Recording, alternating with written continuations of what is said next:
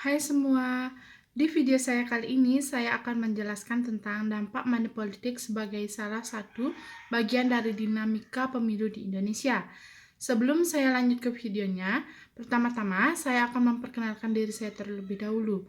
Perkenalkan, nama saya Nilo Wahyuni Dewi, nomor absen 23, kelas 11 MIA 2 dari SMA Negeri 1 Ambapura. Sebelum lanjut ke video, mari kita lihat ilustrasi berikut ini.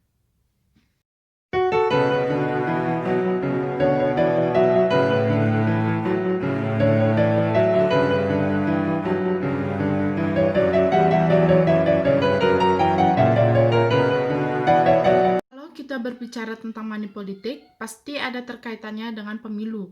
Apa sih itu pemilu? Pemilu atau sering disebut dengan pemilihan umum, yaitu proses memilih orang untuk dijadikan pengisi jabatan-jabatan politik tertentu, mulai dari presiden, wakil rakyat di berbagai tingkat pemerintahan, sampai dengan kepala desa. Sedangkan menurut Undang-Undang Nomor 8 Tahun 2012, Pasal 1 Ayat 1 menyatakan bahwa pemilu adalah sarana pelaksanaan kedaulatan rakyat dalam Negara Kesatuan Republik Indonesia yang berdasarkan Pancasila dan Undang-Undang Dasar Negara Kesatuan Republik Indonesia tahun 1945.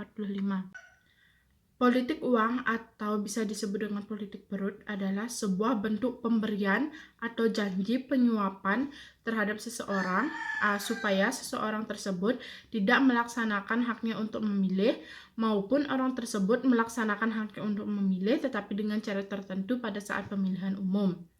Pemberian ini bisa dilakukan dengan cara memberikan uang atau barang dengan tujuan menarik simpati masyarakat agar masyarakat memberikan suaranya kepada partai yang bersangkutan.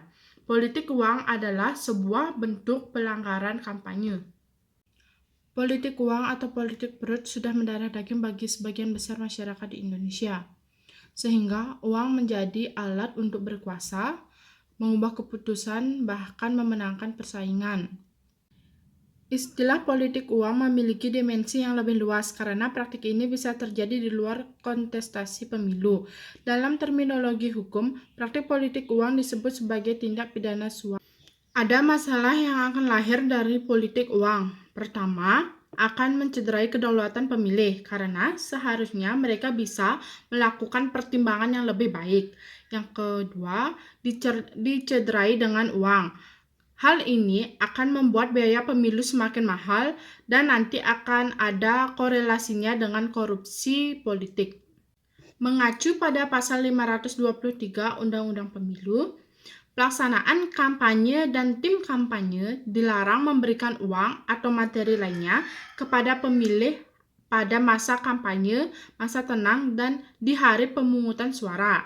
Sementara merujuk pada Undang-Undang Pemilu Pasal 280, pelaksanaan peserta dan tim kampanye dilarang menjanjikan atau memberikan uang atau materi lainnya kepada peserta pemilu.